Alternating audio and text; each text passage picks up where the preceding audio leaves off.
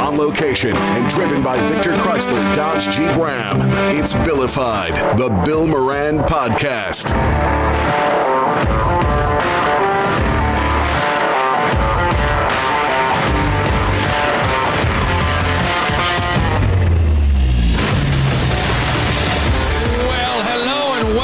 Thanks for getting your pod on. Thanks for telling a friend. That's how we spread the word about the pirate ship on the road today at the Bills Mafia House, Danny. Look at this. This is the first time for both of us. That's right. And we're sitting down with Shane Prouty, who is the owner of the Bills Mafia House. And I'm looking down at the screen that everybody's looking at, and I believe we spelled his name wrong, and I just went to edit it, and I think we spelled it Proudy, and it's Ty. Yeah. It's Ty. With a T. I apologize. It's been you should change it my whole life. You should change it to D though for defense. Yeah, because the defense could use your help right about now. Yeah. So why don't we just leave it like that? Yeah. Go to the town hall and change your name tomorrow. Yeah. Right. Shane, you and I spoke before you came on the podcast, and we're going to be coming segment by segment today from the Bills Mafia House with different people. But I thought it'd be fun to have Shane on first.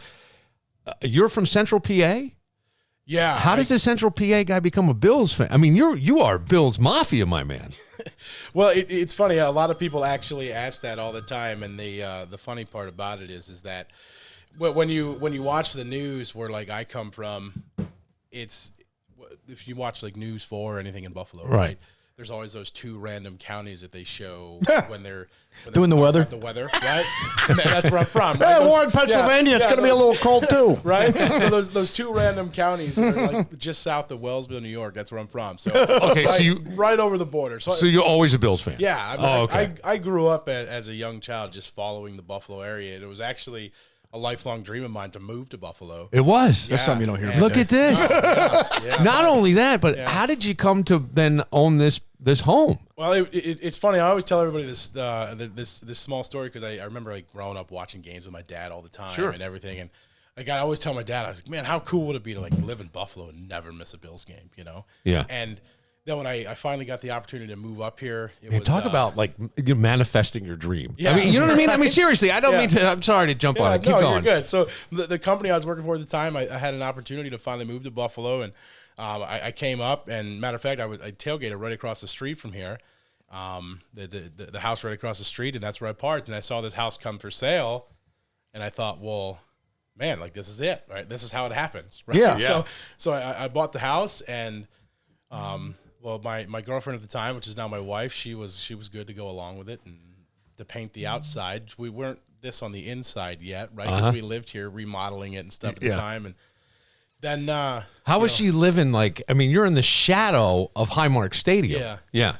And there's not a lot around. Well, no, there's not. It's so, but the thing is, what's so fun about it is that like all this happens, and the weekends are crazy and everything. But honestly, the way things are around here, 2 hours after the game happens, you wouldn't even know there's a football stadium. Oh yeah, like your kids can just ride their bikes up and down the street. Like it's just a small little family neighborhood. Yeah, it is. So it's amazing. So and then you own this property. So we took a tour. We're outside, walking around, and I see a bunch of campers and things. Yep. So people set up here and they just stay here till April or March or April. Do you rent these spaces out? Yeah, we rent all the spaces, So a few campers would come in when we first bought the property and stuff, but they didn't stay for like long periods of time or anything else like that. Just because we tried to separate ourselves a little bit from it when we lived here, right? Because we're small kids, that, right? And but now that we don't live here anymore, that's really what it's all about, right? Is we rent the house, and then there's people camping outside, and there's people that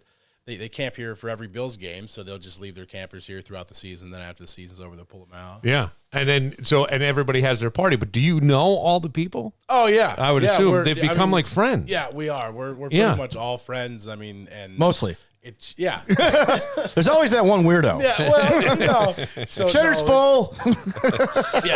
And honestly, that's what makes it so great, right? Is because you get to see the same people, and and everybody's inviting other people to their own tailgate, and then just social media representing itself, right, and bringing other people in to take pictures of the house. I mean, we've had so many different people here taking pictures of the house, and it's so cool just to see kids show up. Well, as the owner of the house, who's the most famous person you've met because of the house?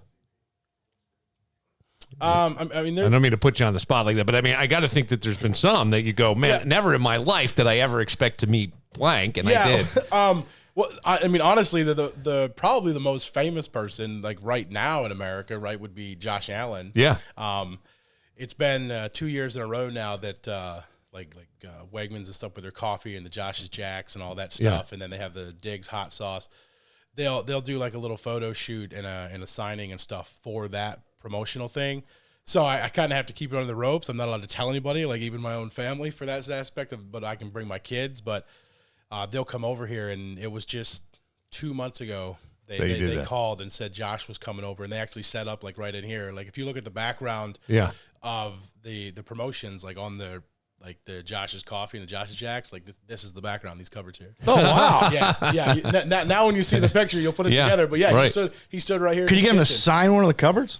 No, he was just like sitting over there on the couch though. Yeah, and like just signing stuff and. Bro, you guys got MTV? It was crazy. It was like that. It was like a super surreal moment. For me, right? Because I would think so. This is like, I mean, he's probably like top 5, top 10 most popular guys in America right now, and he's just like chilling on my couch. Yeah, surreal moment. Now I did hear that you got a call from the owner of the Buffalo Bills, Terry Pegula. How was that? What happened with that, and what were you expecting with that when that went down? Yeah, so that was kind of the whole thing was super weird, right? My neighbor calls me one day, and over there it's I don't hear from Bill a lot, right? It's more Patty. Patty calls more shots over there, but so Bill calls me one day, and I'm like, man, why is Bill calling me? So he calls me, and he's like, hey, you'll never guess who just showed up at the house, and I was like, who's that? He's like, Terry Pegula. I was like, he just knocked on your front door, and he's like, yeah, he came over here at Golf Garden. I'm like, and he was looking for you too. He was like, he wanted to know who owned the house, and I was like, well, that's crazy, right? So like, I called in, and then I ended up speaking to a few different people over there, and it was in reference to one of the signs I put back up, right? It still had like a Coors Light logo on it, and that really wasn't going to fly. So they wanted to talk about that a little bit, but then when we were on the phone, they were like, hey, we just want to let you know when they put the fence up back there, and then you saw him come back and take it down, that was because Terry himself and all of them, they were like, you can't see the house anymore. He's like, I want that down. So they wanted to be able to see the Bills Mafia House. Yeah, so that was a really cool thing for me because, like, I guess. So when did you turn it into the Bills Mafia House? I mean, obviously you buy it, and the logo wasn't on it or anything when you bought this house. No, actually, when I bought it, it was like green, like New York Jets green. Oh, wow. I actually still have a half a can of paint that was in the garage because I was like, I can't believe somebody actually bought this color paint. Like, when I bought it, some of my friends actually took the pictures of the house and like photoshopped Jets logos on it. And that's funny. It's terrible. Pictures of Boomer Esiason. Yeah. So, no, I painted it right away when we first bought it. So this is the 10th year we've owned it. And you put the logo on it and everything. Yeah, we had to change it a few times, just because of different marketing things. Sure, the logo changes. Obviously, working with Dell and the Bills Mafia, right? They've had to change some things. So we've changed a couple different things, but from the first year we had it, we painted the outside. Yeah. Just the inside was a little bit different. So I have lots of questions as we're talking, and forgive me, but so you buy the house. It's a family neighborhood. Yeah. Right. You have kids at the time when you moved in here. Did you have kids? Yeah. When we moved in, because I had a son and my wife had a daughter when we met, and then we had a little one together. So we had a baby living with us. Okay. So now you've got, but when do people start coming up and knocking on the door after you put the logo outside saying, hey, can we park here? Did you rent parking for games? How did this? Because nothing just happens, right? Things evolve over time. Yeah. Like I'm thinking the first year you owned the house 10 years ago, there probably weren't campers on the property. That's evolved over time. Yeah, there was no campers when we first started, and it was just the people we knew that we tailgated with before, and it was like prime spot. We'll see what else happens, and we'll see who else parks and who else tailgates, and then you just get to know more and more people, and then all of a sudden, people start asking like, "Hey, what can we do? Can we bring campers? Can we do this?" Right. So it becomes a revenue generator for you. Yeah. I mean, now it's, it's not like I make millions. No, I don't think you are, but you got to do something. Yeah, like I own a really cool house and a really cool place to be, and it costs me nothing. Right? Yeah. Okay. So, there you go. Yeah. Right. That's You pay how your I property look at it. taxes. Yeah. Right. Now we're here with Clark Pashkin. and they're a law firm, so they've rented the house. Yeah. But I got to think, like, is it booked out for how long? How hard is it to get in? I think you got to wait till the schedule's out, right, to see for most people? So I release after the schedule releases is when I have some repeat customers, so they'll kind of reach out to me and book certain games. But then from there, it just goes online, and then people book it, and it books up pretty quick. I mean, this whole season booked. The schedule released in May, right in the beginning of May, and by June the house was booked for the year. So wow, we just had one cancellation, and it happened just this past week, and so it opened back up online, and within 2 days it was rebooked. So isn't that crazy? Yeah, so, it's cool, it's fun. And your dad still around? Yeah. So my dad has done a lot to help with this. I was going to say, he's got to be just blown away by this. Yeah. My dad has helped a ton with this place, right? So he's a little bit more patient with a paintbrush than I am. So I would do the rough draft back there of what needs to be done, and then he would just stand back there with a small little paintbrush and paint the logos and everything. Yeah, everything here is hand painted. Yeah, everything's hand painted. Because I went back there and I put some pictures on my Instagram story. Now, tell me about some of the memorabilia and stuff. I mean, where have you gotten this, and how long has it taken? Has it been donated to you, some of it, from Bills Mafia people, or? No, it's just been an accumulation of time, okay. Honestly. I've always collected things. I've always been a big helmet guy, and then different pictures and things. I've always just collected different things. And when my wife's grandmother passed away, we were looking to buy in her house, right? And then kind of doing what we need to do over there. And it was a way of like, well, I don't want to have two mortgages, right? Like, so how do we make this work? And the Airbnb thing is what really started it, right? Because that's where I started to look into. And I said, what if I just take all my Bill stuff and I just start decorating the whole house, right? Yeah. And some of it's different, like, right? So like the tissue boxes, my grandmother made those things. Yeah, can you grab that, Danny, so we can show it even on the camera? Because they're crocheted. Yeah. Right? But Yeah. she had that when you were a kid. No, my grandmother just made those in the last couple of years. Oh, she made them in the last couple of years. But just right there. Just different That's things. awesome. And a lot of the like there's a champagne bottle in there from one of the Super Bowls that came from. Where did that come from? Because we were talking about that. That's the it's probably behind me. And it's from Super Bowl 25. Yeah. So back where I grew up, and I grew up in a real small town called Galton, Pennsylvania, is where it's at. It's in Potter County, one of the most beautiful places on earth if you ever get a chance to go there. But so my neighbor there, once I had the house and everything, and then it started to kind of become a thing, and everybody started to learn about it. She came to me when I went back to visit my dad one day, and she was just like, "Hey, like you should probably have these things."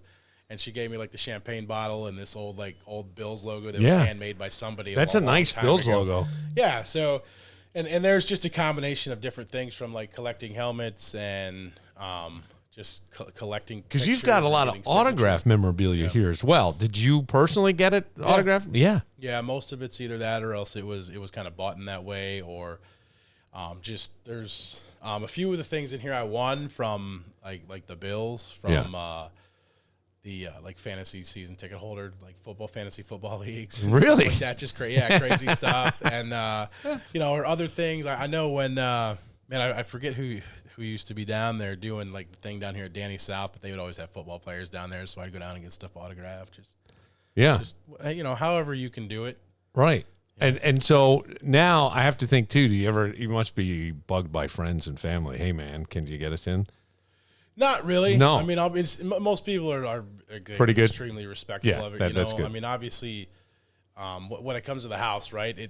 The rental that's where the brunt of the money comes from, right? To make sure that it pays for itself, right?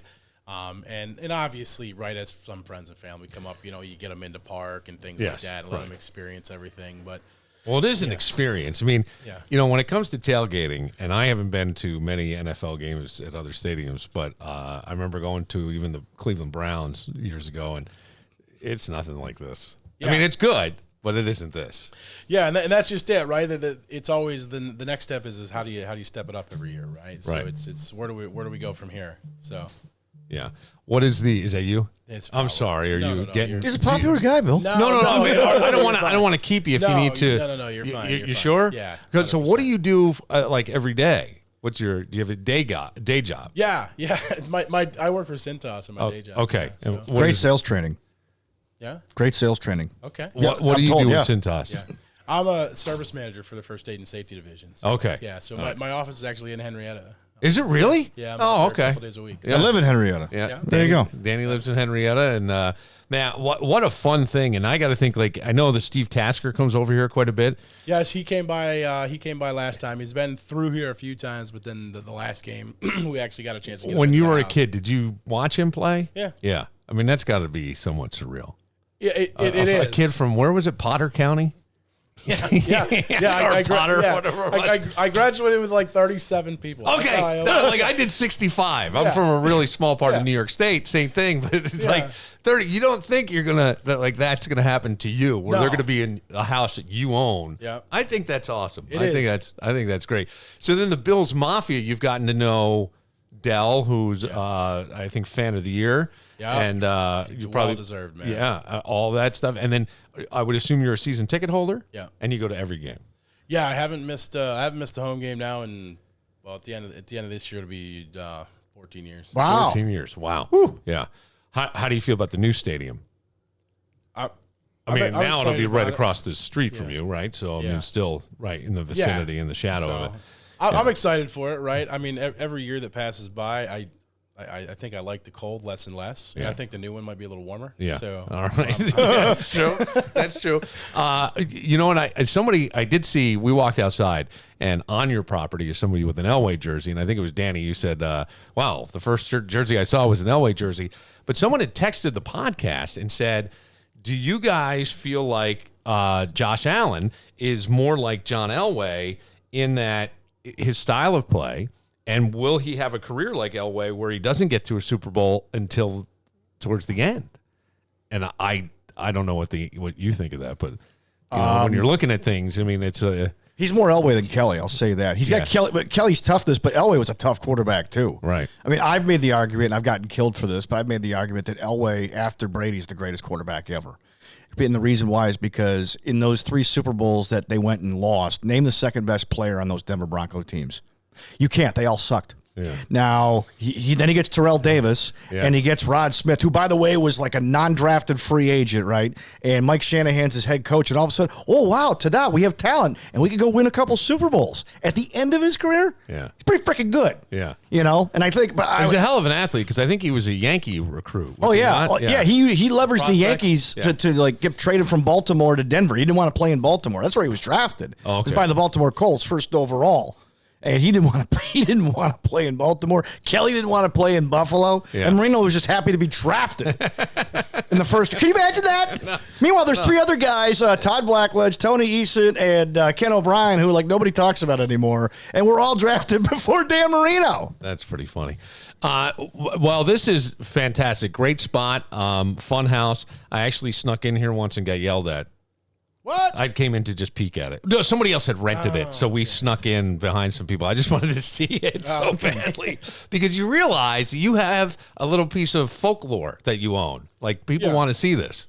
Yeah, it be every time these little things like this come up, right? Yeah. It's kind of like surreal moments of Yeah. or- Yeah. when you do things, you never know what it's going to turn into or whatever, right? And we just did this for fun, and here we are. And the great thing is, I would assume since you're in charge of first aid, that you know first aid, Yeah. and that sometimes you have to administer it out here at the Bills Mafia House. I mean, Well, sometimes. Oh, you I don't know this, walked but around he out there. saved Damar Hamlin's life. You don't know that? Yeah, I got we this. keep it to a minimum. Yeah, we try to keep the craziness. to a Of minimum, course. right? Actually, So- I've been over here, and everybody's very well behaved. There's nothing Yeah. outrageous at all. That's it's early. crowded. It's fun. It's great food. Great atmosphere. Yeah. You know, I think that some of the crazy gets highlighted, but it's usually somewhere else in the not your property. 100%, right? Yeah. I mean, and that's, as far as here is concerned, it's, obviously even when my family lived here, right, we've tried to keep the same precedent, right? We all have fun, right? We're all Yeah. adults, and Yes. and we know as adults and fun and football comes with a few pops here and there, right? So,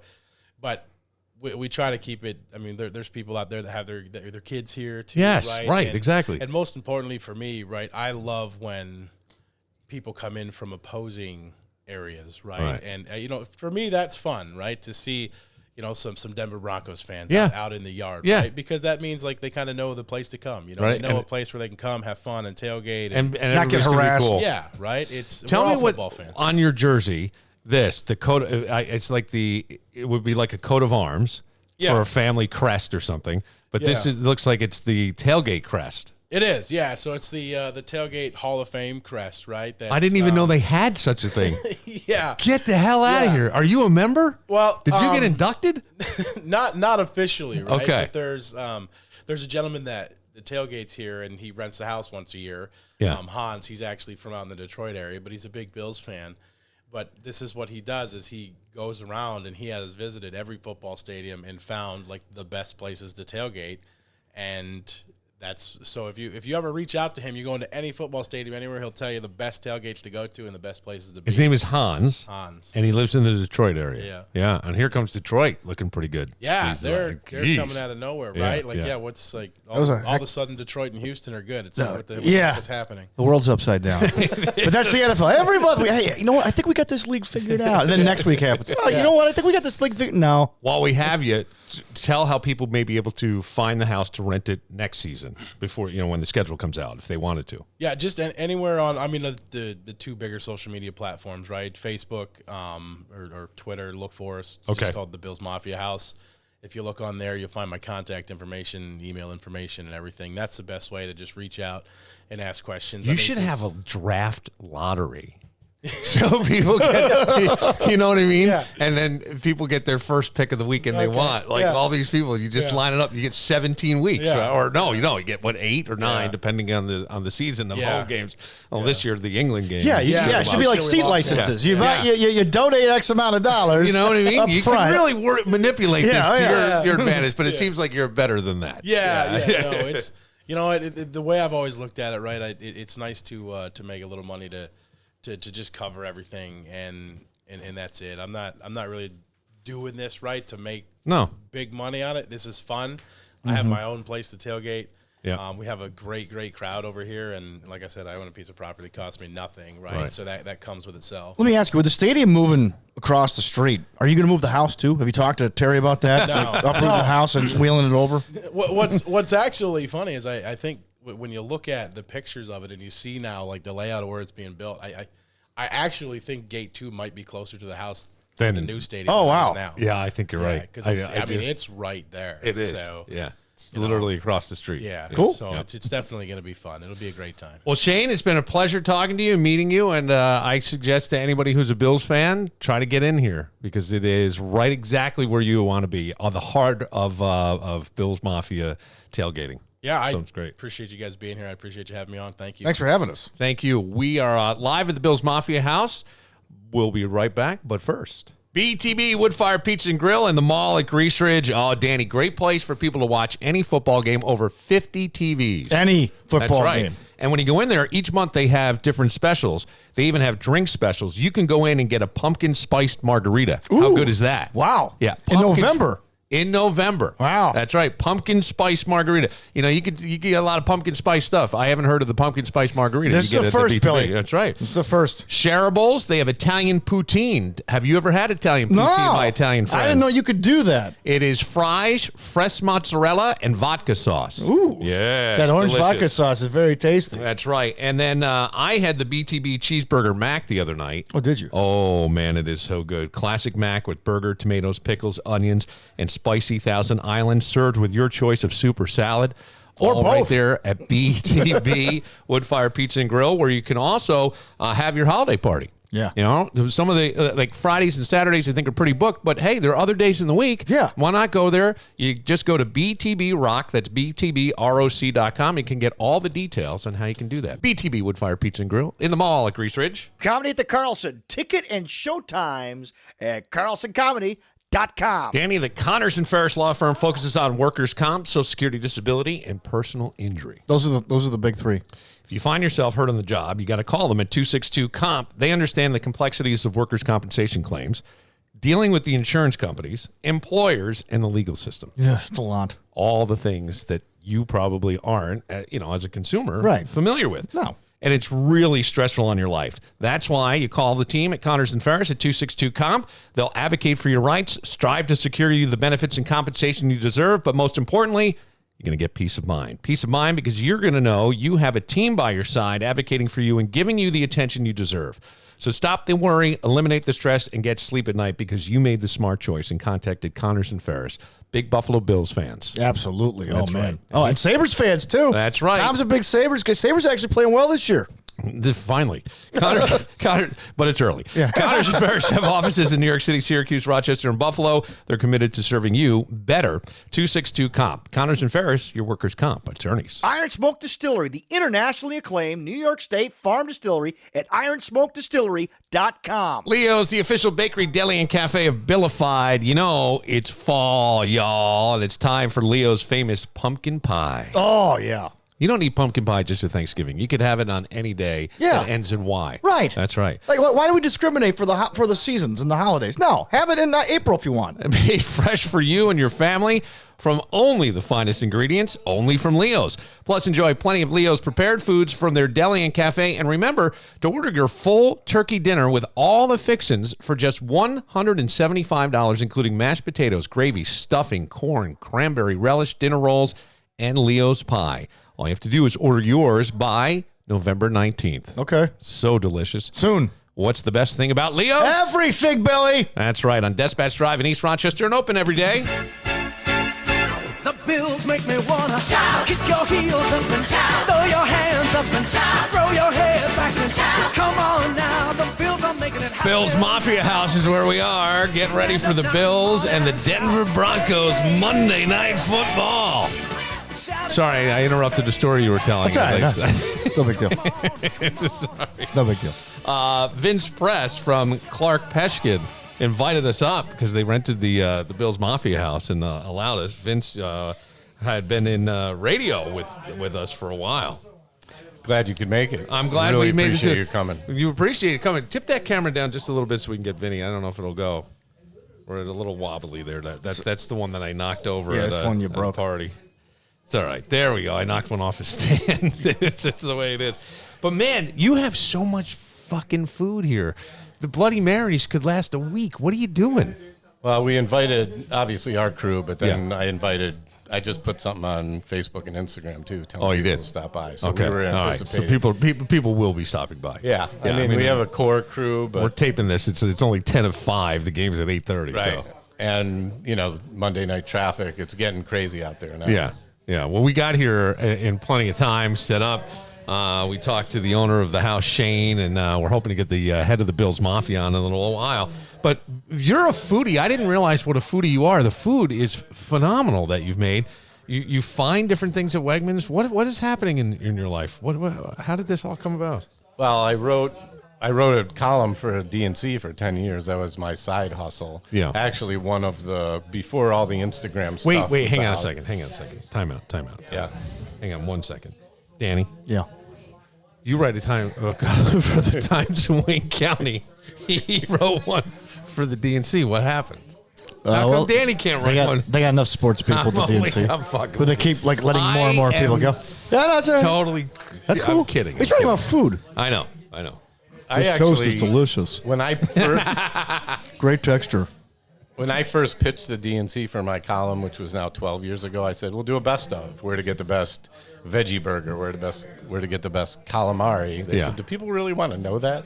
So I had to fight them to get that written. Yeah. And then now, of course, everything It's the biggest are thing. Top 10 lists. And Absolutely. It's one of the biggest things. Tell me how, because I would assume when it comes to doing things like this for Peshkin, Clark Pashkin, excuse me, that it would be you. So how far in advance do you have to try to book this house? I think we booked it 8 months in advance. Okay. Because we have booked it before, and Shane does book this place up. So he we does. booked it a long time ago, not knowing who was going to be around or available. And then, Right. But you knew it was a Monday night game. And Yep. Yeah. One of the reasons to book it. So Sure, absolutely. You don't have to go home and travel back. And by the way, you guys are welcome to crash here. Yeah, no, we're going to get that. We're going to get out of here. I'm afraid I'm going to wake up with you, spooning me or something. I don't need that. Hey, anything's possible. Anything is possible. So when it comes to the food, Vince, talk to me about things that you have made, the different cheeses that you bring. What makes, well, let's start here. What makes a great tailgate food for you? What's a great tailgate food? Well, a snack table, obviously, and there's one over here that has some of the stuff you brought, but there's a fantastic goat and sheep's milk in olive oil. I just want you to notice the backhanded. Bowl. Did you notice how I got dissed? Some of the stuff you brought, but there's a fantastic, there's a fantastic goat cheese. You basic dick did not bring that. Nope. Not at all. You did your part. You brought more than I thought you were going to bring, actually. Well, I didn't know, so I just figured. No, I said Guinness and some snacks, and you fulfilled it. Yeah. I try to do my part. You're very good to me. I try to do my part. So a snack table is important. Yes. Obviously, a charcuterie plate of some type, and meats and cheeses. And we had so many other snacks, I left that in the fridge. So you did? Meats and cheeses is very important. Yeah. And then you have to run the gamut on the mains. So you have burgers, sausage, chicken, chili, and so there's a little something for everyone to eat, and then the Bloody Marys that you made. Now, what happens with all this food if it's left over? Well, that's a good question. The Bloodies can stay for 2 weeks because those meld. There's about 18 ingredients in my Bloody Mary mix. There's 18 ingredients? Yeah. What do you have in there?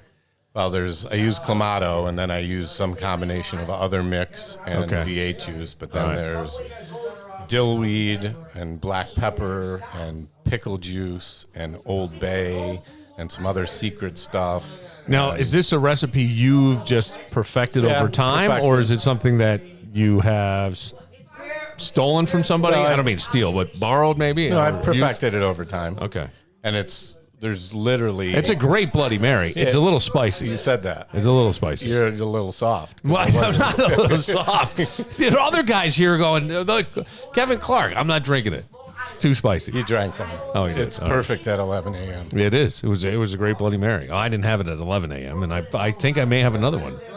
Please. Yeah. And usually I don't have it here, but you can use vodka or tequila. The tequila, I think, goes a lot better with Bloody Mary. It does. What do you have? Bloody Maria. That's what Greg Connor says. What do you have? Tequila? Yeah. Goes better with a Bloody Mary? Well, I don't know, but he's a big tequila guy. Yeah. Loves tequila. What is what is in yours? Vodka? Yeah, I just brought that local recipe 21 from Rochester. Okay. And I don't put a lot of it in there. It's mostly about the mix. Yeah. So. All right. This is very good. So there are 21 ingredients in that? 18 to 20, depending on the day. And then the garnish. People are going apeshit with Bloody Mary garnishes. they're crazy. I brought Swan Market beef sticks. Yeah, you did. Peppercini. Yeah. I usually put a toothpick of pickles and some buffalo cheese curds on there. Oh, wow. You could do shrimp or crab claws, which I've done. It's a way to do it. I mean, it is fun. And it feels party-ish, and it's a great way to kick off your tailgate. The Bills don't have any more 1:00 games until New England in December or early January. New Year's Eve. Which is probably a great idea. Yeah. Hey, do that game at 1. Yeah. 1:00 New Year's Eve, you make a Bloody Mary like that. Like Vince just laid down. You put a little crab claw on there. That's awesome. Yeah. That's one of the best things. That's right. You bite into it and you go, take that, New England, eh? Oh. That's how you do it. How are you feeling about the game tonight? I feel pretty good. I mean, clearly there's a ton of pressure, and they just have to win, especially because I believe they could take first place in the division tonight, the way things have fallen out, and they beat Miami, so I think they can take, right? Yeah. What do you think? I think that they'll win, but I don't think it's going to be a blowout. I think it'll be another close game. I think we'll walk away from this going like the last 7 games, like what the F, right? And it's just going to – this team right now they're at a 40% chance of making the playoffs. You got to remember, the last time this team actually, before last week, was not favored in a football game was in 2020. Think about that. That's how much America and Vegas thought about this team. And now all of a sudden, yesterday you saw Cincinnati get beat by Houston. This is the same team that Buffalo couldn't, crack until the fourth quarter. So this team's got issues, and hopefully they'll figure it out tonight. But I'm not expecting fireworks. I expect them to win, but it's going to be a nail-biter. I don't like that. I don't like saying it, but the truth's the truth. I'm with you. I think they're this going to is win. I pretty think there's handily. lots of pressure, and they've had lots of meetings this week. Yeah. And they're going to crush. Right, I think so too. They've had players-only meetings, AA and all kinds meetings. of things. That's right. AA. Hi, my name is Josh. I have a problem. Yeah. What's the problem? My offense sucks. Oh, you're Josh Allen. Overeaters Anonymous meetings. They've had it all. Leonard Fournette's supposed to play tonight. Okay, so that's exciting. Leonard Fournette is the running back who has played on the Super Bowl champion Tampa Bay Buccaneers. Yeah. With, When he came out of college, people were Brady. talking him into like, Well, he was with the Jags. Yeah. People were talking him into like, hey, just stop playing, bro, before you get hurt. Because he was projected to be the number 1 pick at one point when running backs were still a thing. Maybe that's the spark. I mean, we got to convert those 4th and 2s that we haven't been going for, and that pisses me off. Yeah, let's draw the defense off sides. Yeah, that works. I didn't realize like foodie and sports and you got the whole thing going there. You did realize the foodie thing, since since we worked together. No, I knew the foodie thing, but I didn't know that it was that big. I guess I never paid attention to I never read the column. I didn't know about the column. It was only out for 10 years. And I did TV every month for 10 years. You did? For 5 years. Where did you do TV? 13 Wham. What? Yes. Oh, my God. Do you have to put on Mornings. Mornings? Yeah. You would go on in the morning? In the mornings. And talk about... Yeah, with Doug and JJ. Look at you. That's great. Yeah. What a nice little gig. Yeah, that was fun. It was unpaid. Can I tell a story about the very first time I did... So I took my column in the DNC, and then I went See if on. you can lower that just a little bit. I don't know if there's a way to squish just the... because it's coming off the top of my head. Yeah, and it's just a bad shot. I get all the camera people who are like, really do well with their podcast and their cameras and stuff always go, I think you need help with yours. There's something wrong. I think you have too much duct tape on. Well, it's not. It's the duct tape's around the thing. Try squishing down on the legs. Try to make the legs wider. All right. Yeah. Never mind. No, I think it's as low as it's going to be. I don't know if I should tell this story about Yes, you should. Mike DeGiorgio. There you go. Right there. That's perfect. All right. And then bring it over this way a little bit. Hang on. We're doing this live on the pod. The other way. There. Look at now I get to see Vince's face. There you go, Vinny. Yeah.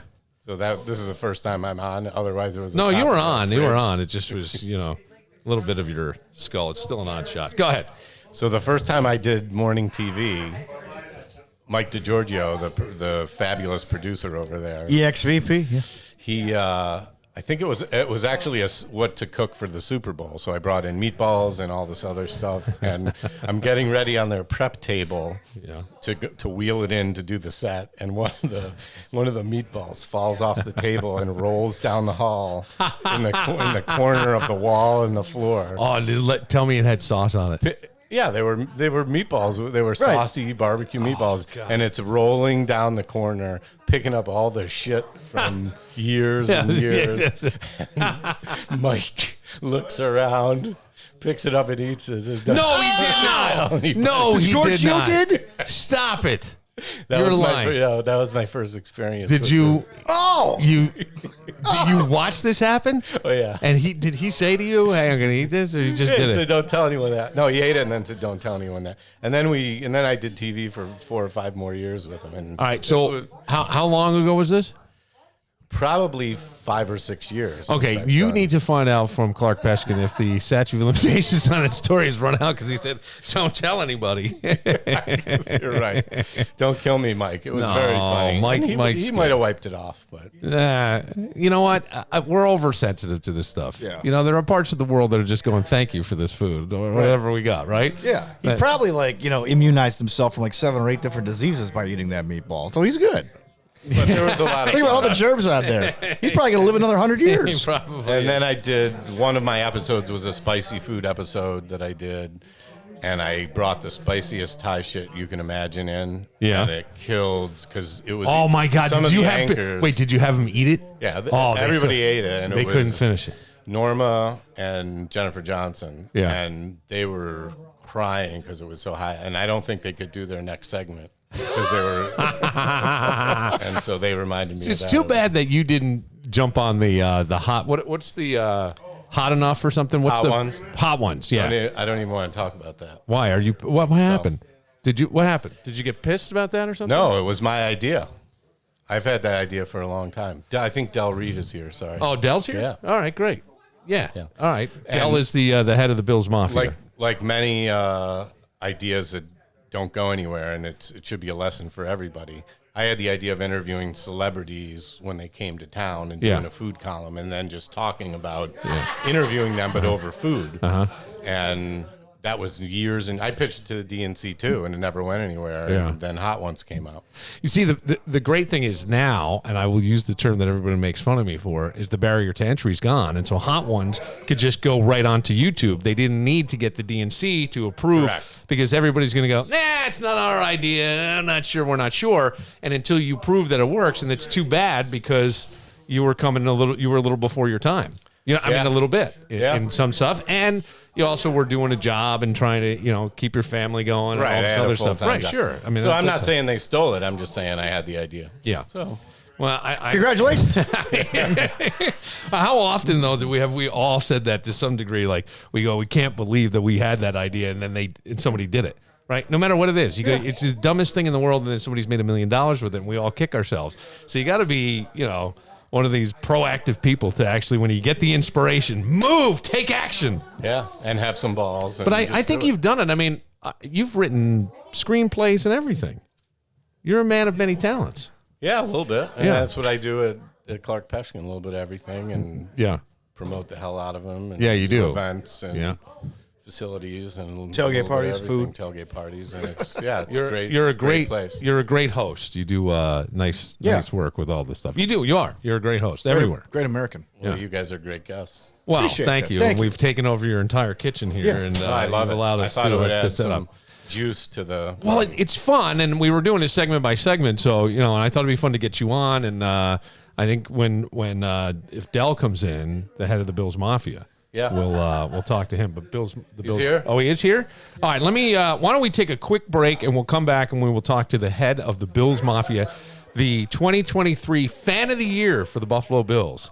We'll get to that next. But first, Manscaped. Yeah, it's important. It's a gift, and it actually is a gift not just for you. I mean, I know it may sound selfish, but if you got yourself some Manscaped, it could be a gift for somebody else. Oh, absolutely. You know what I mean? You take care of down there. Or up there. Yeah, that's right. That's what I was thinking. You take care of everything. You can take care of the ear hair, the nose hair with the trimmer. As I get older, I'm finding more of that. It's the Weed Whacker 2.0. Perfect. Right. Skin-safe technology. Get right in there. Take care of that stuff. And then down there with the Lawnmower 5.0. It's like a Norelco for, Well, I mean, the great thing is it's the next generation trimmer with the interchangeable blade heads for whatever shave you can imagine. You can do a little, the Ultrasphere, get up top, take care of that. You can get down real close with the other. I'm just saying that this Lawnmower 5.0 Ultra is amazing. Next-gen skin-safe blade heads, a standard one, and then the new foil blade to go smooth wherever your heart desires. Yeah, you can grow it, which you can. They can cut it. And the greatest thing is you can get 20% off with the code BILL20. BILL20. At manscaped.com. So save yourself 20% and get free shipping with the code BILL20 at manscaped.com.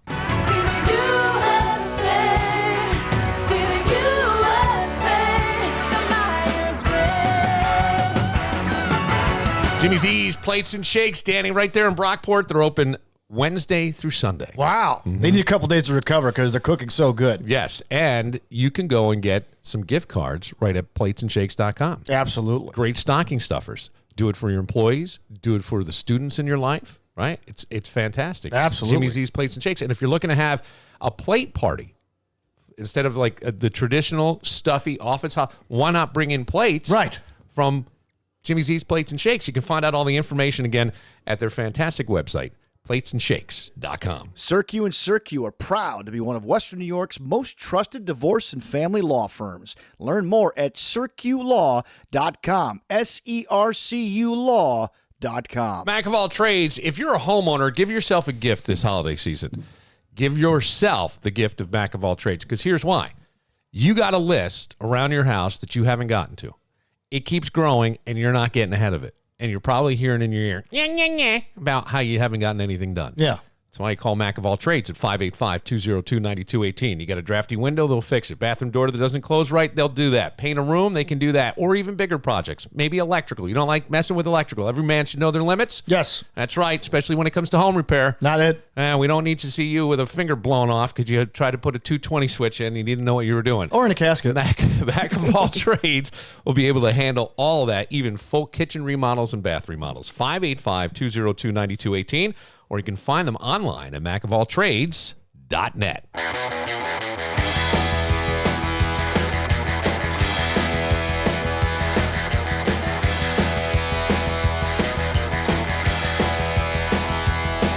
was a beautiful day, sun beat down.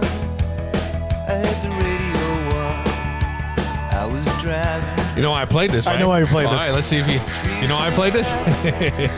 Me and Dell were singing. That's right. Little Runaway. Dell Reid. I love singing Bills Tom. Mafia. I love singing Tom Petty because you don't have to sing it, you just have to talk it. I love Tom Petty. Dell is the 2023 Bills Fan of the Year. How did that feel? I watched the whole thing on I watched you run out of the tunnel and onto the field, and you got who gave you the shirt, the jersey? Was it Stevie Johnson? That's right, Stevie Johnson. That had to be. What was that like? What did that feel like for you? It was a huge surprise. Really? Yeah, the Bills invited me out to do an interview about the history of Bills Mafia, and I've done a bunch of things with them in the past. Yeah. So it wasn't like a huge surprise for them to say, "Hey, come on down to the stadium. We're putting something together." Yeah. And they said we're going to do the interview down the tunnel. They said we're doing this with everybody. Everybody's coming down the tunnel, and Okay. and we're going to have everybody run out onto the field and everything. All right. I was like, did you feel a little self-conscious doing that? Because I would have. absolutely. Yeah, right. Somebody said it was probably like an aunt or something. They said, "Oh, it was my mom. Oh, you looked really athletic running out there." Like, Mom, no, I didn't. I looked like a 48-year-old man. Mom, that never. no, man, that's your mom. That's the greatest thing. Yeah, so that's she was cool happy. that she got to see that too. Yeah, it was cool. You looked athletic. You look like Von Miller limping out there. Yeah, exactly.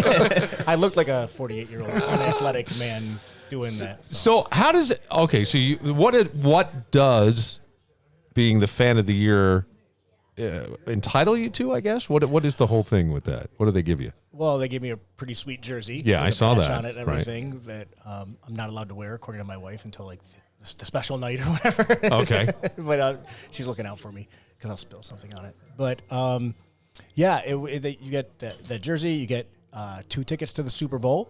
Oh, wow. All expenses paid trip. And throughout the remainder of the season, they have all these different Zoom calls and everything where you get to see behind the scenes stuff with the NFL.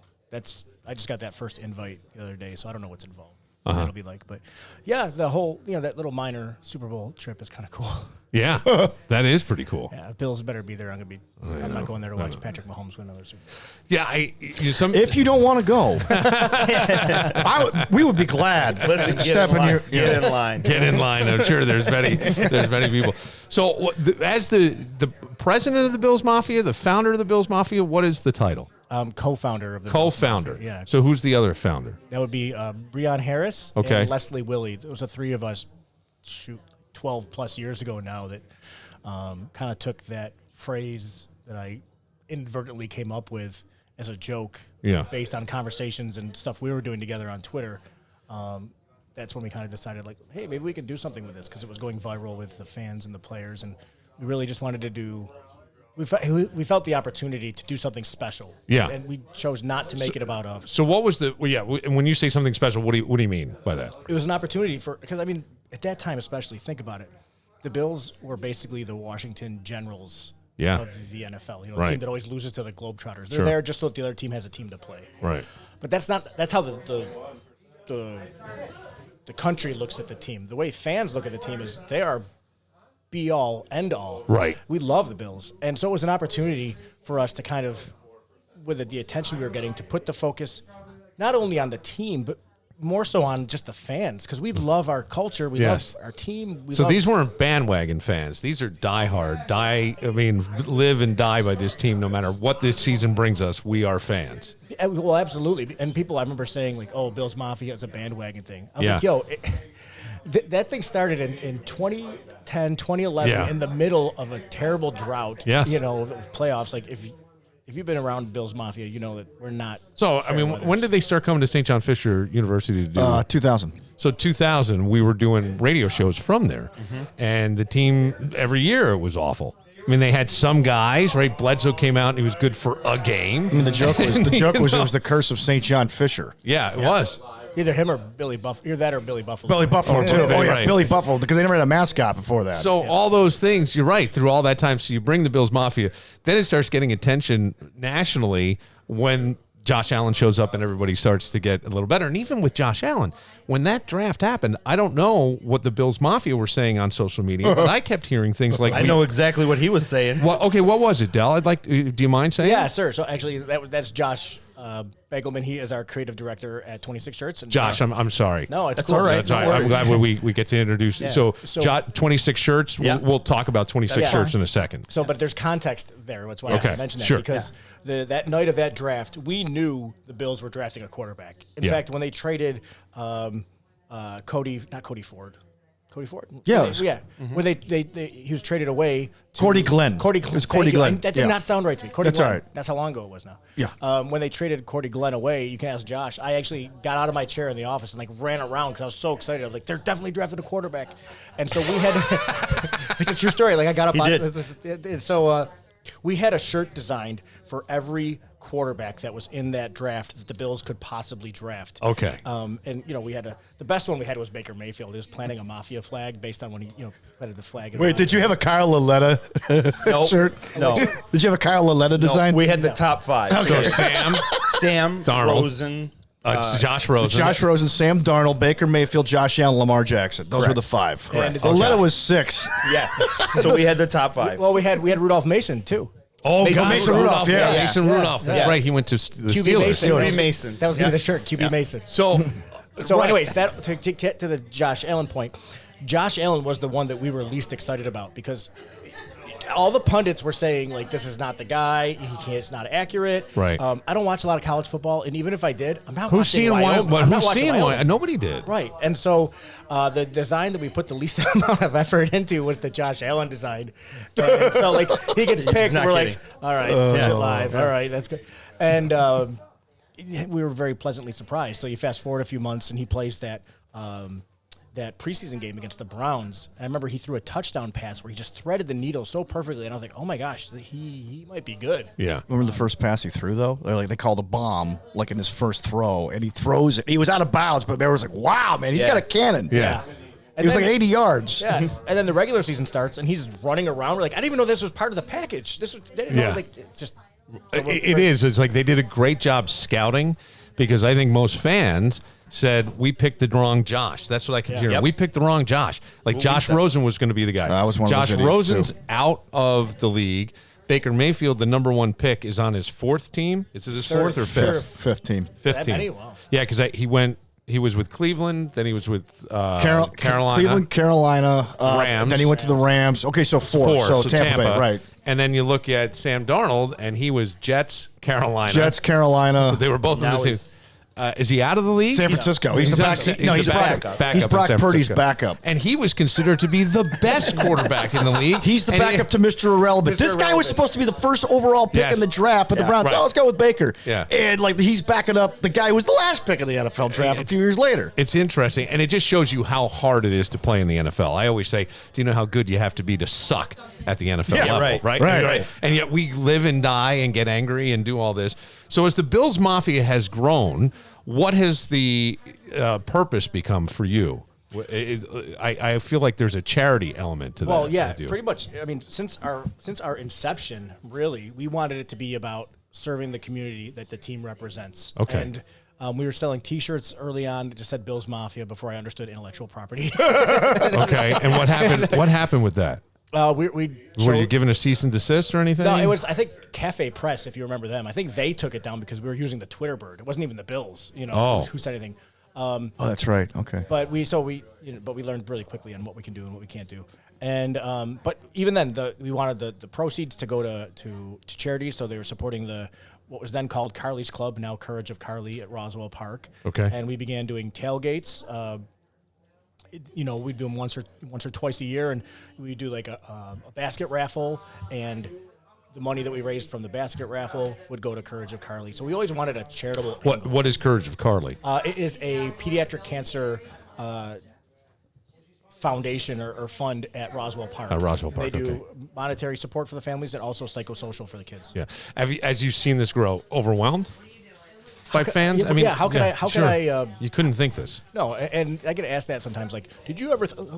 Who could? Who thinks this? You Right. know, who would ever? I mean, this was conceive just this? an idea to just sort of bring fans together, and we'll put it under the umbrella of Bills Mafia. And then from that idea on social media, you've got tangible stuff now. Right. Well, tell me about the 26 shirts, because that's tied to Bills Mafia, correct? Right. So about 2 years into the whole Bills Mafia movement, I really thought of. I had the opportunity. I had the thought that even during a drought, Bills fans are so merch hungry. It doesn't matter if they went 0-16. I'm wearing my Bills shirt. If I'm going on vacation, especially, I'm wearing a Bills shirt. Everybody's gonna know because I'm wearing my Bills hat, whatever. Yeah, And trip to Mars with Elon, wearing my Bills stuff. Absolutely. And so, I had the idea of like maybe I could do a different shirt every 2 weeks and support a different, family along the way. Because one thing I was learning as our Bills Mafia Twitter account had grown, people were always asking us to retweet this or retweet that, share this, share that.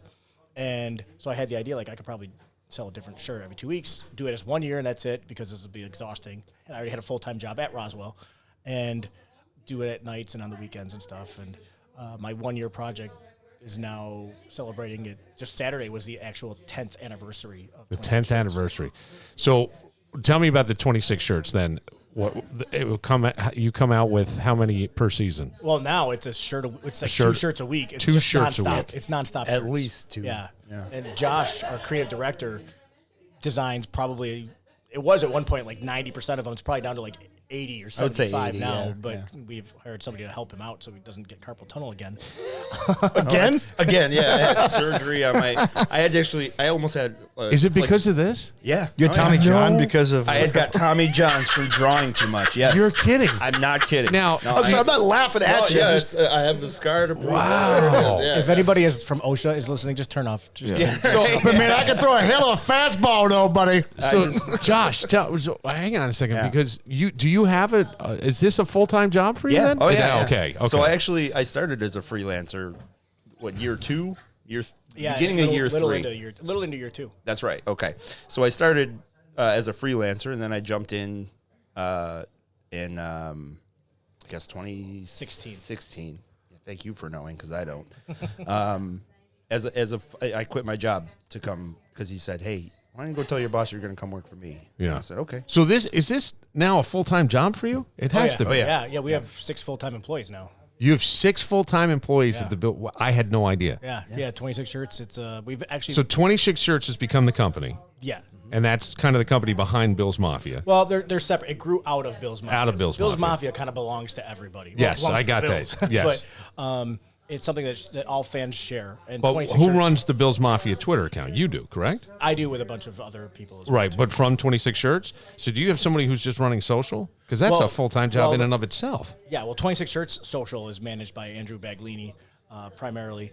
Former weatherman for Channel 4, yeah. now our marketing guy. And the business Stole director. a weatherman. Yep. Wow. And Buffalo fan base. Does he give you the weather before the games? I'm just curious. We have Do a you weather have report. Do you really? Yeah. They're on the 26s, yeah. That's awesome. Yeah. Oh, that's so great. I love this. Yes. A fun, cheeky. That's awesome. Yeah, this is we great. do. Dell and I do a little news segment beforehand, just make a joke about something, and then we toss it to Andrew. Where can we see that? It's on all of our socials. So it's at 26 Shirts. At 26 Yeah, Shirts. yeah.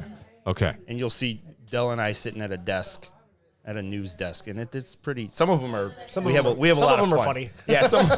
My wife thinks they're hilarious, and she doesn't think any of my stuff is funny. Well, that's good. I mean, yeah, right. So that's a great litmus. I was going to say test. that's the Litmus test highest right there. praise I can give. Yeah. What? So Dell, I mean, this as we're talking, it went from an idea to a full-on company for you. Yeah. Supporting your family and other families. Yeah, it's really surreal. I mean, I remember, so in 2015, I got laid off from Roswell, and it was a union job, so I could have posted for another position that was open, but I really felt like I was driving to the wrong building every day at that point. And the company that I was working with the 26 Shirts project on, You and Who, Dan Giganti, he said, "Why don't you come work alongside me, and I'll give you 50% of the company, and we'll do it together." it was a small boutique T-shirt company. It was like a hobby for both of us, and it was one of those things where it was crazy enough where it might work. Sure. And so my wife, who is awesome, really believed in the idea, believed in me, and realized this is worth taking a shot on. Part of my severance from Roswell was 1 year's health insurance for the family. So, awesome. With daughters, you got to be careful. So all we had to worry about was the whole money thing. But outside of that, so I came on in 2015, and within 6 months we had to hire somebody because the work was becoming overwhelming, which led into Josh. And then a year and a half later we had to hire somebody, and then a year after that we had to hire somebody, and then it just kept getting shorter and shorter between the needed hirings. Right. And I think we're kind of right-sized, at least right now. Yeah.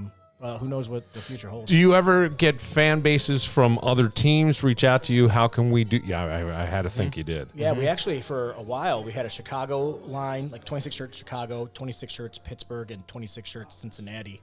And we kind of, in that reverse order, kind of folded them up. After a year, we realized we were spread too thin, and we shut down Cincinnati. When COVID started, we shut down Pittsburgh because March 2020, you're like, are we going to be in business? Yeah, right. 2020 turned out to be our best year, but it was wild. People were sitting at home online, and Yeah. the government was sending them free money. Yeah. So, I want to buy some shirts. Yeah, right.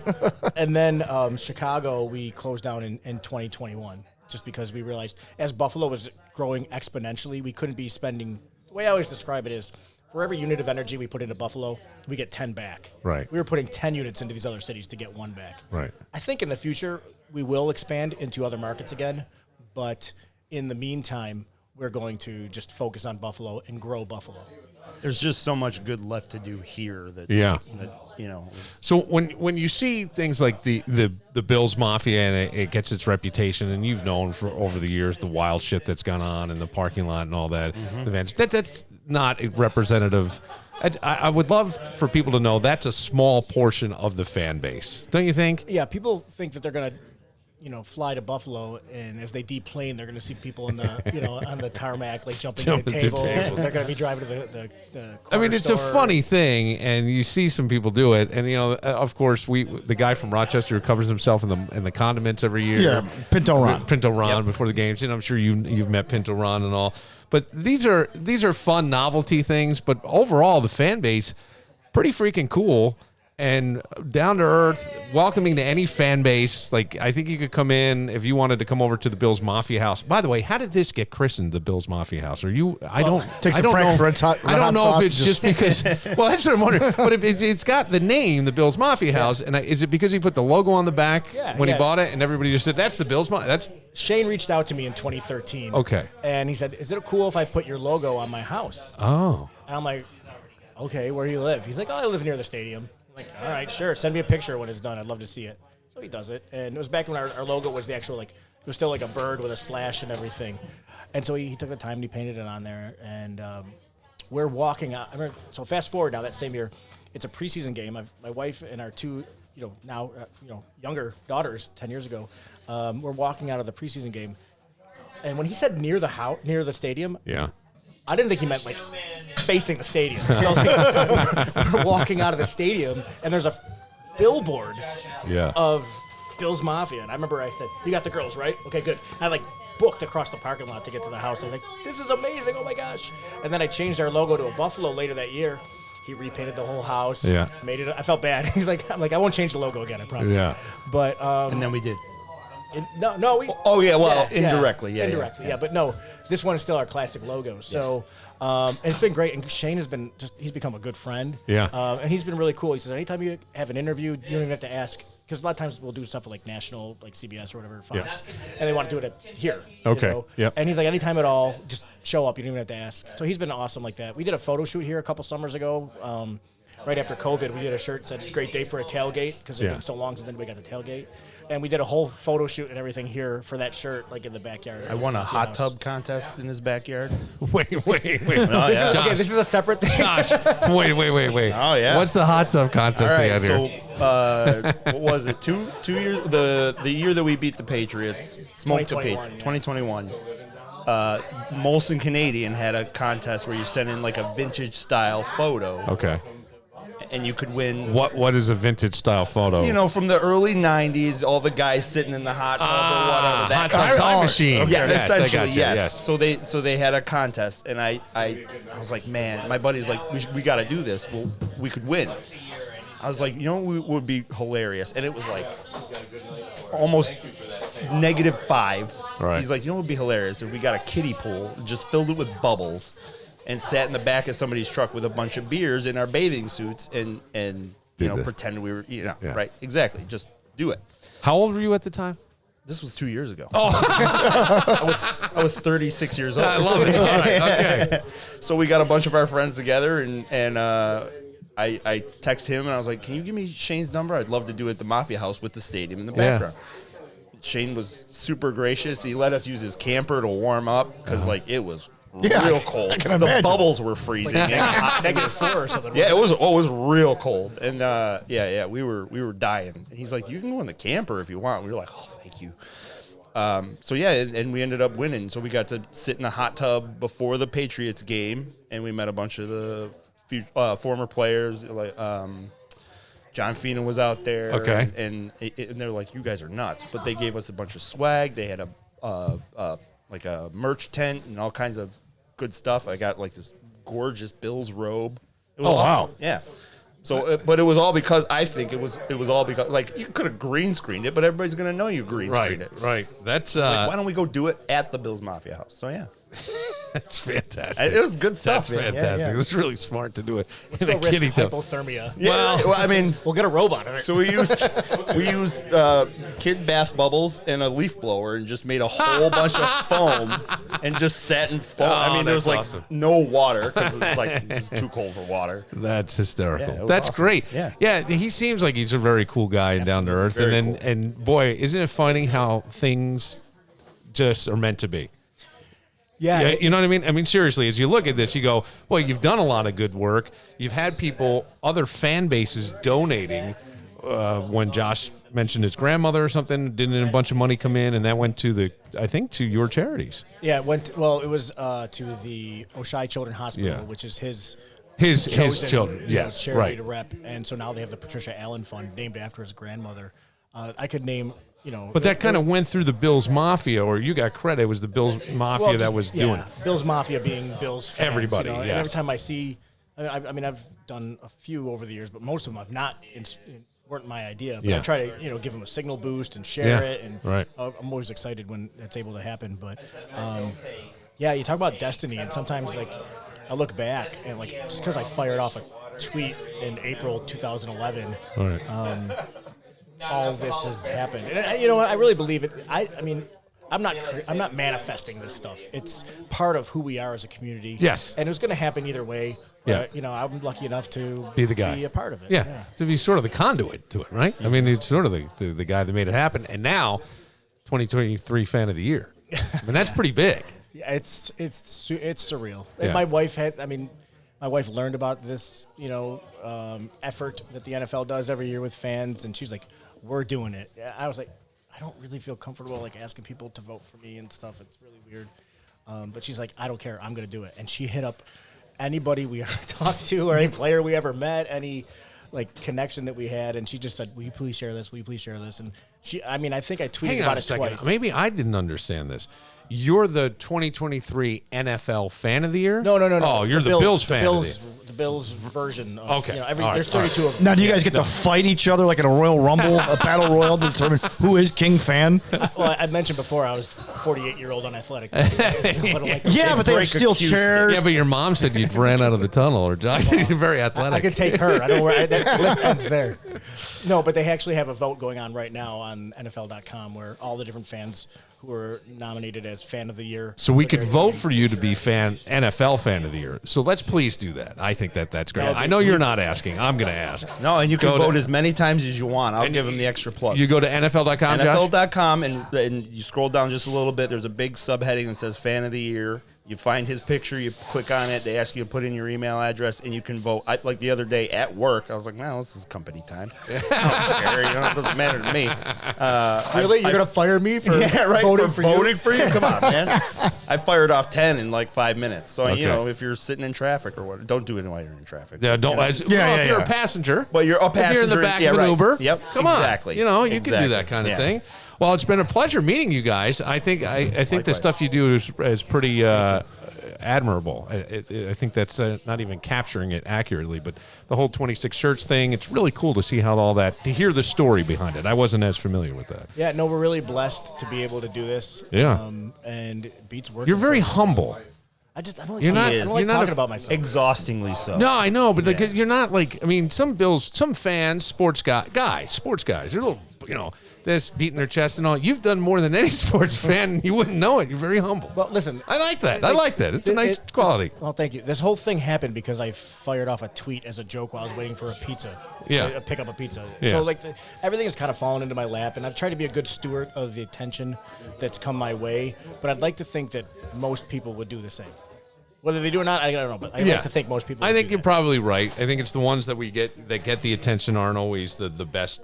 You know what I'm saying? They're the loudest. And they're a smaller percentage. Let me ask you: is it hard though when people are tagging you and everything? Hey, can you help this charity? Can you help that? Because it's got to be exhausting after a while because you want to help everybody.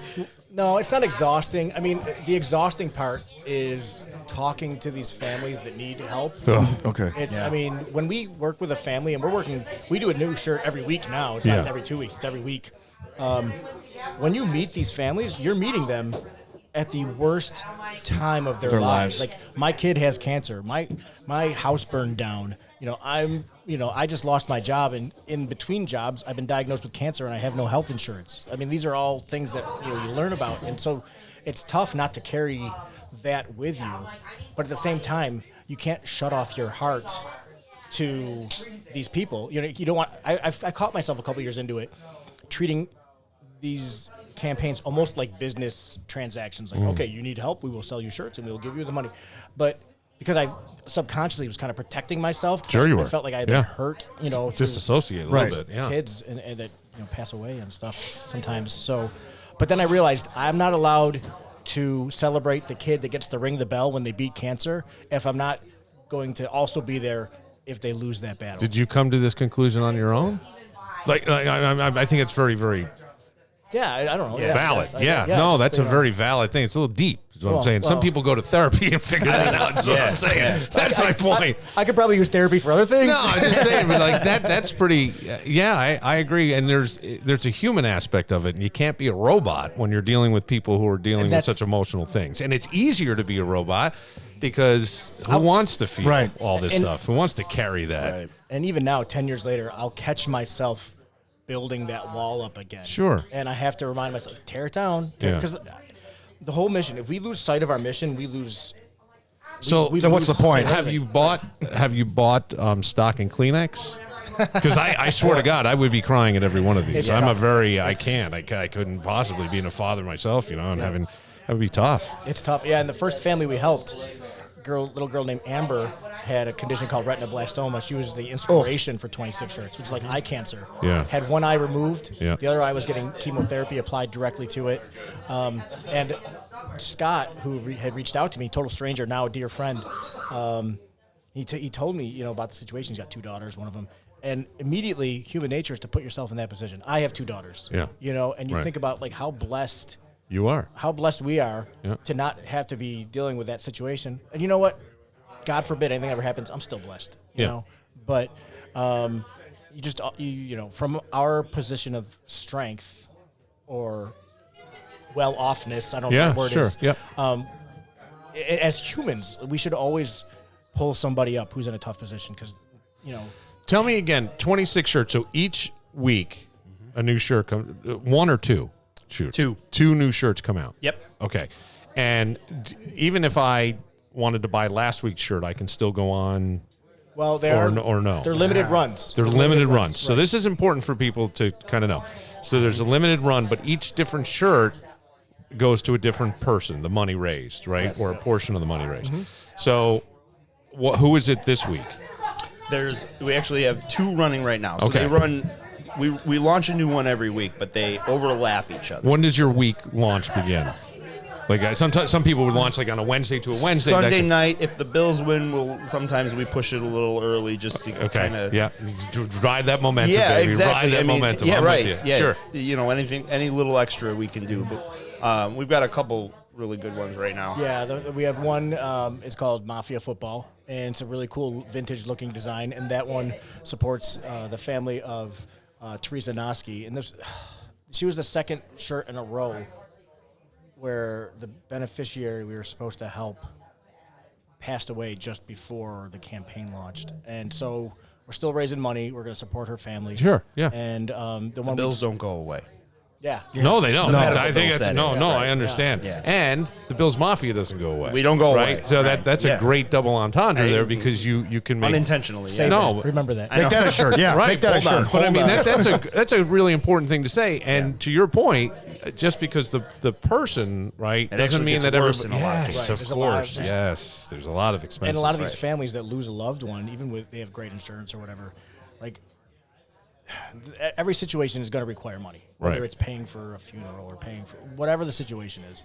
I mean, we want to help. And then the other shirt we're offering right now, we just launched today, is for a gentleman named Tom Albone, and he has rectal cancer, which is metastasized. Forgive me if I'm remembering incorrectly. Either his pancreas or his liver, I think. My dad had that. I think it's pancreas. I was going to say what a real pain in the ass, but I won't now. No, it's But- both. Yes, right, both. Yeah. But when it spreads, right, it goes outside of its Right. origin, its original area. It's automatically a stage 4. Stage 4, Yep. exactly. Yeah. Yeah. So we just launched his shirt campaign today, and actually, as the business has grown, I feel like I'm taking up your whole podcast. Yeah, no, you're fine. As the business has grown, our supporters, their dresser drawers are filling up, right? Yeah. But they still want to support us, and so we're trying more and more to offer as much as possible. So the design we launched today, you can buy it on 2 different color shirts, 2 different color pillows, and we also have a mug. So we're offering more and more stuff Love it. to support these families. Love it. Yeah. That's great. So go to 26shirts.com Yep. and you can see it there and buy it there and buy everything else there and then go watch the newscast that you do and the weathercast. Yeah, the and weathercast. All of it. We're starting our own podcast pretty soon. So All right. Yeah, we're getting I that like ramped this. up. We're getting there. I like Look it, out, fellas. cover one. I like it. I like Coming it. for your bacon. Dell, I like it. That's, 2023 That one's fan. all Josh. All right, Josh, I like it. Well, I've been studying. I'm just watching you right now. Yeah, I don't know what I'm doing, but it's fine. I mean, you're doing a good job Well, of faking it till you make it. that's then, the way because I it's do working. it. That's our motto. Me too. Me too. That's how I did it. Me too. You know what? Only I don't have carpal tunnel and had to have surgery. mean, well, that's faking it too much. I didn't know what I was doing so much that it hurt me. Well, guys, it was a pleasure meeting you. I don't want to hold you guys up anymore. I'm sure there's a bunch of people that want to talk to you and see you, but it was really nice, and I like that 26 shirts hat. Yeah, this is Very a nice. one-off. You can't Yeah. get this one. Well, This good. is a custom order. That's good. You Oh, he's keep going that to up. fight you for it afterwards. Yeah, well, all right. Very good. All right, get the pool cue out. We'll break it in half. We'll go to it. All right, thanks, guys. We're Thank going to you. take a moment, and we'll be back from the Bills Mafia House. It is Billified on the road. But first, Victor Chrysler Dodge Jeep Ram, online at victorcdjr.com. State-of-the-art dealership when you go in there. Really, really sharp. Great salespeople. And the thing is, you got to think of this. We got another Western New York winter coming. You need safe, reliable wheels to get around, and they're going to work with you because they understand, like, you got a family. You got needs and you got a budget. Sometimes your needs change. You know what doesn't? Your budget. Right. So you got to work with, and they're going to work with you to get you into something safe and reliable. Now, if you are looking for a pickup truck, I highly recommend the Ram Laramie. Beautiful. I just rode in one today, Billy. Yes, you did. Yeah. How great is that Man, truck? it's got like a laptop just like it's sitting in front of you. It's so funny because trucks used to be like, they're just luxurious inside, right? But Yeah. it does everything you want a truck to do. It great towing capacity, great storage. And the thing is, like, I got a son who's 6'7", so he's going to come visit me. He'll be able to fit comfortably in there with no problem. He'll stretch out like Rick James. Yes. Why don't I stretch out? You can find everything on their lot at victorcdjr.com. It is Victor Chrysler Dodge Jeep Ram. Cobblestone on Main is a historic 1800s cobblestone church that has been thoughtfully renovated and repurposed into a charming, one-of-a-kind dining experience in the Village of Webster. CobblestoneOnMain.com. Toronto Dental, because majority of what you put in your body goes through your pie hole. Yeah. and your oral hygiene is very important. Oh, yeah. A lot of people fear going to the dentist. Dentist could look in your mouth and see how long you're going to live. Stop it. Oh, yeah. See how healthy you are. You don't know that. Based on looking in your mouth, they can tell how healthy you are. Yeah, That's why it's good to take care of your teeth. Well, that you go to Toronto Dental, they can tell how really? Yeah. Okay. Well, so far I'm doing pretty good then, because I'll tell you what, best dental care I've ever had, state-of-the-art technology, services that are safe and effective for everyone. And the great thing is they're going to educate you on all your options, and then you ultimately choose the one that's right for you. They'll work with your health insurance and your health savings account as well to keep the out-of-pocket expenses low. Boom. Give them a call at 442-1900 or find them online at torontodental.com.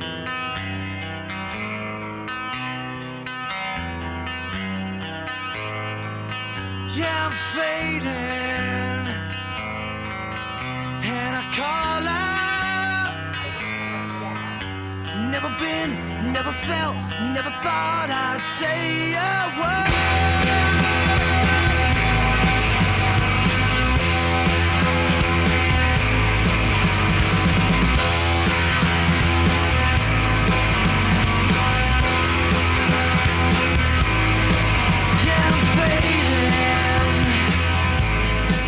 Buffalo's own Goo Goo Dolls. Danny, does your band play this? No, I'd like to play some Goo Goo Dolls. They recorded the follow-up album to this, I believe in Silver Creek, my hometown. Did they really? Their manager, Armin Petrie, whose parents owned Petrie Cookies for the longest time, was their manager. And they spent a lot of time. They used to come to my uncle's restaurant all the time. Really? Oh, yeah. Did you ever... I met him, yeah. No, but did you ever ask him for tips or anything? I mean, like, no, you ever come out and go, hey, man, I play guitar, too. I play. Hey, man. I'm not bad. Hey, I'm not much of anything, but I can play a mean guitar. No, I never did that. It's too bad. You should have jumped on that bandwagon a little bit. Yeah, I should have. You know? Could have done a bunch of stuff. Tonight, the Buffalo Bills, we are at the Bills Mafia House. I'm very excited, thanks to our friend Vince Press from Clark Peshkin, which, by the way, on the screen earlier, I wrote Pushkin, and I didn't catch it. I fat-fingered the typing on the iPad. Oh, wait a second. You're not on. Hang on. Vince isn't on. Sorry. I thought I edited that and saw it and said it looks good. Maybe you fat-fingered it after. I fat-fingered it, I think I did. Either that or we both just were like in a blur of trying to get the things done. It's been a lot of fun here, man. Meeting Dell, who is the 2023 Fan of the Year. Meeting Shane, who owns the house.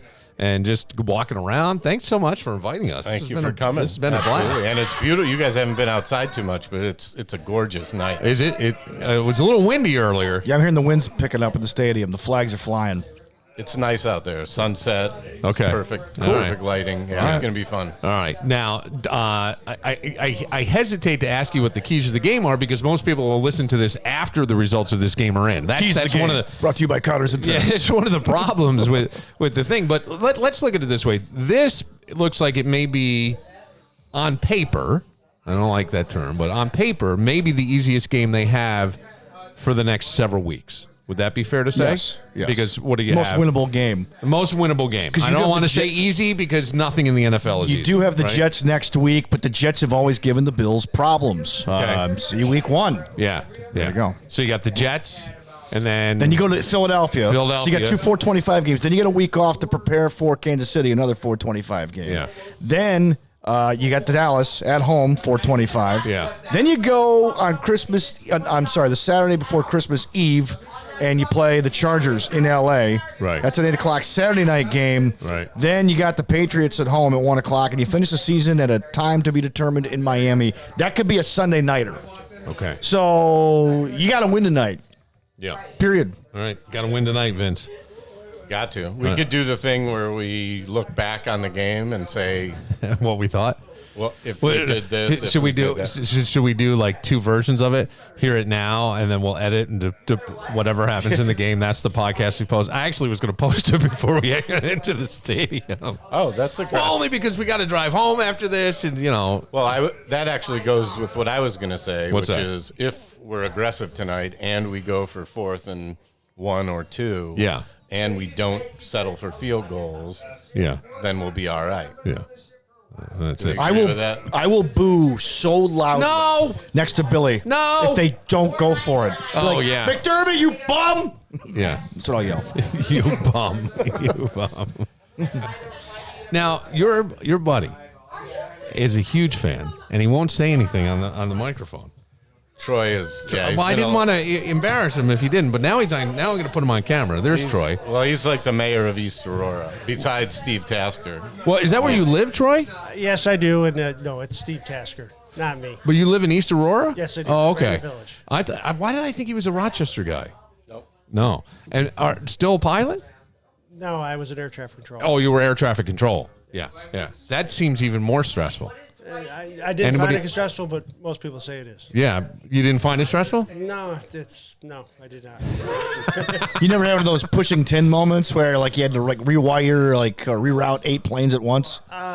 Yes, quite a bit. Yeah. And it's funny because I know all the players involved in that. John Cusack, yeah. Well, I don't know the actors, Okay. but I know the people that the actors portrayed. Oh, okay. And I could probably tell you some stories, but it's probably a little late for that now. But yes. Did you? Do you miss it?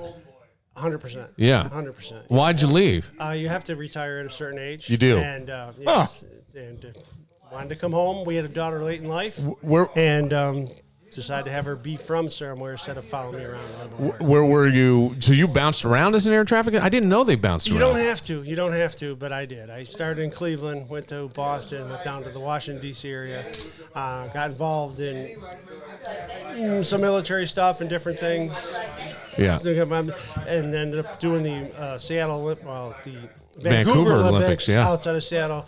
And so you were in charge of what with the Vancouver Olympics? Coming up with a traffic management plan so they could deal with the traffic. The air traffic. Air traffic and security. Because they were worried about, What year was that? That was 2010. 2010. So we're post 9/11. We're all that. Yeah. So there was a lot. That sounds. And you were in charge of all that? Yes, I was one of the people that was in charge of all Did you live in Vancouver at the time? No, but I was out. Well, I'll put it to you this way: I was out there so much that when I would come back to Virginia, and they were bringing my wife and daughter were bringing me back to the airport. Like I said, we had a daughter late in life; she was about 3 at the time, 4. Yeah. She said, "Are we bringing Daddy home to the airport?" Oh. I was gone it was like, it was a lot. It was a lot. Yeah. That didn't sit well with you. But we missed it as a family, so we ended up moving out there. Yeah. And my daughter had a great life growing up out there, and then. Oh, really? Yeah. So where did you grow? Where was that? Seattle? It was right in Seattle, downtown. Yeah. Downtown Seattle. Yeah.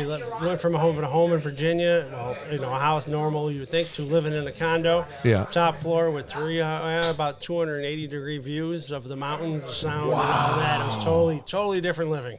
Totally. How many years did you live in Seattle? We were there 5. 5 years. Yes. Now, my uncle was a pilot for Delta, and he lived in Bainbridge Island when I was a kid. Yes. I was about 15, and we went out to see him there. That's pretty nice. Yeah, we used to take the ferry there. Yeah. We lived right in downtown Seattle. We take the ferry out to Bainbridge. All Yeah, the time, it's a beautiful 100%. spot in the summer. I'd only been there in the summer, but winter more mild and wet. More mild than wet. We get more rain in D.C. We get more rain here than they do out there, but it rains more often. It's more overcast, if that makes sense. Yep. But right around the 4th of July, they always say 4th of July is horrible, and then the weather is great until sometime in mid-October to early November. That's their dry season. And but yeah, you are correct. So you did 5 years there, and then came back to.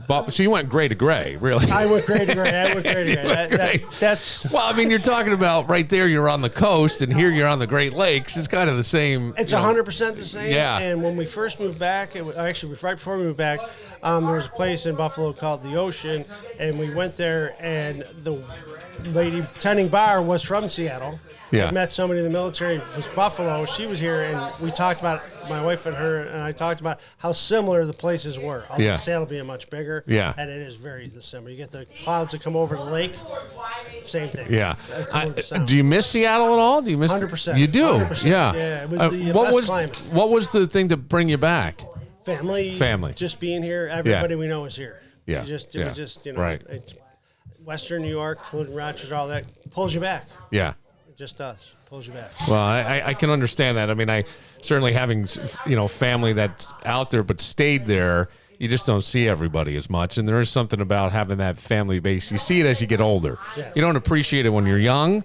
You just want to get out and explore and be and live and do. But as you get older, you start to see the value in family and stuff. But how great for your daughter, though, to have kind of a East Coast, West Coast Yeah, she's toying bi-coastal life. with the whole college. So she's a 16, and she's looking at college. She really likes here, but she keeps bringing up Seattle University, which is downtown Seattle, and University of Washington, because she has great memories. Yeah. It's a beautiful place. Yeah. It's a beautiful place. Yeah, and you can't really, I mean, what would you say? See, just go where you want. And go where you want. Yep. Yeah, we'll make it work. Yeah, we'll make it work. And we'll probably follow her around for a little bit. And then, Sure. And then stop being helicopter and let her go. Stop being helicopter. It is funny, like, the only child? Yeah, she was our at long last. Yeah. Do you think do you think of yourself as a helicopter? Yes, sometimes you do, I do. really. I mean, It's yes. a different world now because there's so much different from when you and I grew up with so much exposure that we could be having a conversation and I could be having a separate conversation with someone who's physically not here, same as you, in real time. You know, so the same thing with your kids. You don't know who they're talking to. You don't know all this stuff. And so you try to kind of protect because you don't know what else to do. And when it's your only kid and it's a girl, you can be a little more protective. 100%. And I'll throw in there's a new term I've heard is a snowplow. And that's what you not want to be as a snowplow parent.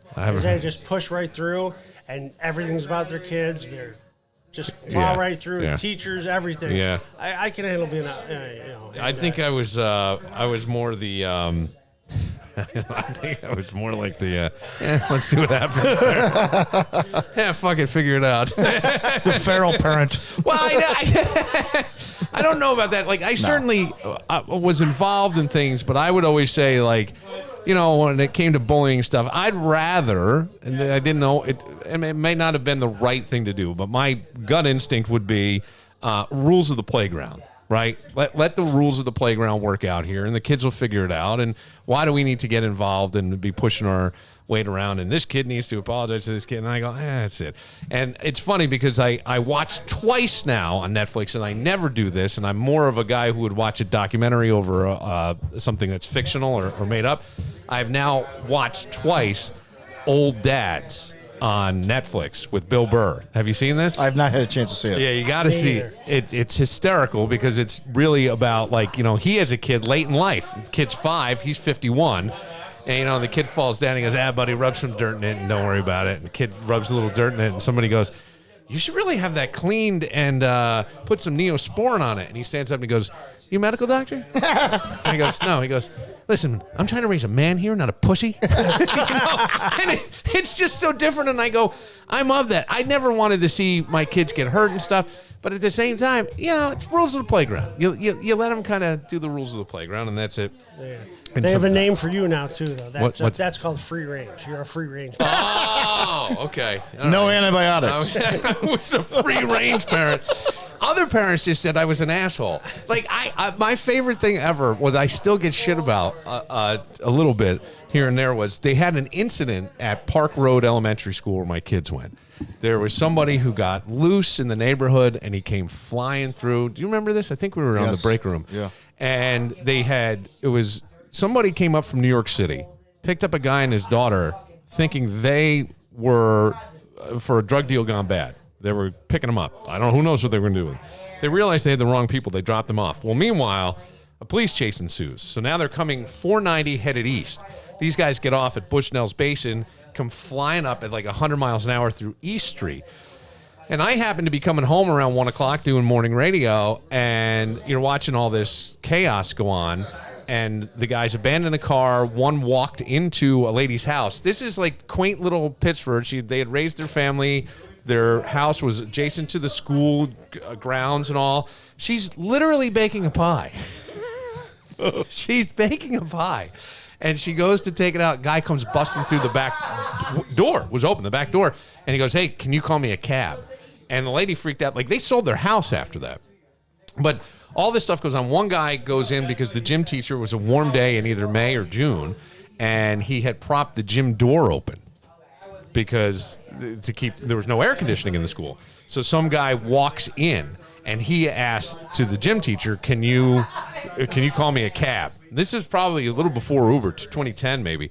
And so now the sniper team shows up. They're climbing up in trees. They're pointing the guns at the windows in case. They don't know what's going to happen, but they eventually get the guy. My kid is in second grade, who's now 21. that teacher closed the blinds so they wouldn't see the guys up, got them all on the floor, turned off the lights, read to the kids. I see her after. She's crying when I went to get pizza that night. But all the parents, meanwhile, are going to run up to the school. And my wife's going, we got to go. And I go, fuck, I am. She goes, what are you talking about? I go, they're the pros. I go, you're cholesterol. Right. You're going to get in the fucking way. These guys know what they're doing. They got guns. They got stuff. What are you going to do? Don't. I mean, what? What are you going to do? What the fuck are you going to do but get in the way? I know what's wrong. That was it. That was my whole, and I just stood. I wouldn't go. I refused. And I stood in our sunroom and I watched all these parents marching up there. I go, this is fucking insane. There's not a goddamn thing you can do except get in the way. Right? Get in the way. And obviously, everything worked out fine. I don't know what happened with the guy that arrested him, but I go, why are we doing this? Let the pros be the pros. Let them handle their shit. Then when the kid comes home, let's not make a big deal about it. Right? No big deal. Everybody survived. That's it. If that's free-range parenting, that's me. I've heard that story multiple times. I know. It's fantastic. But it's just one of those things, Vinny, that they can stick to, because I got so much shit for that. I got a ton. You wouldn't even go up to the school. Like other people saying it to me, and I'm going, yeah, I wouldn't. Other dads have said to me, I would have been right there. I go, for what? What are you going to do? You think you're Superman? You're running in there? Bullets won't bounce off you, asshole. Just stand back. I wouldn't call that free range. I would call that smart. Well, it's what I say, but, that's whatever. People didn't like it. That's all. People didn't like it. We are going to wrap it up. Thank you very much for having us. Yeah, thank you. This was an absolute blast. I'm glad you guys decided to do it. And it worked out. It added to the party, and it was fantastic. Well, it was fun to meet Shane and hear the story of the house and Dell, right? Yeah, and Dell Dell's Reid. whole story, and that was fantastic. So I really appreciate you inviting us up, and I can't wait to see the game now. Yeah, go Bills. Yeah, go Bills. That's what we. Go Bills. That's what we're. We also learned about Vinny's defunct food column and TV career. Yes, which by the way we need to bring back. I will throw this out there to you. If you want to do food reviews, I'm open to having you on once a month. You want to know what's funny? I used to pitch to radio and say, hey, everybody wants to know where to get the best shit. And everybody I knew in radio, probably including you, was definitely me. I shit all over it. Fuck the food stuff. All over that. And now, the most calls a radio station gets or a podcast is when somebody says, where do I get the best chicken French in Rochester? The phones blow up. Bro, I had some great chicken French, bro. What does Vinny know? Seriously. Well, I'll throw it out there. You are welcome to come in anytime you want, and we can make it a regular thing. We can make it a regular thing, and then maybe we get the column going, and we do it right on the webpage. It'd be fantastic, Vinny. Let's do it. We get you going. It'd be awesome. All right. For Vince Press, for Troy, the former air traffic controller, do you ever just once in a while, now I know you were up in a tower, but just for fun, do you pull some lightsabers and do this shit? No? I don't, but it's amazing how many people think that. I know. All right. For Dan Barillo, I'm Bill Moran. Go Bills. Go Bills. We'll see you tomorrow. Go Bills. Seems they were looking for a Cadillac with Tennessee plates.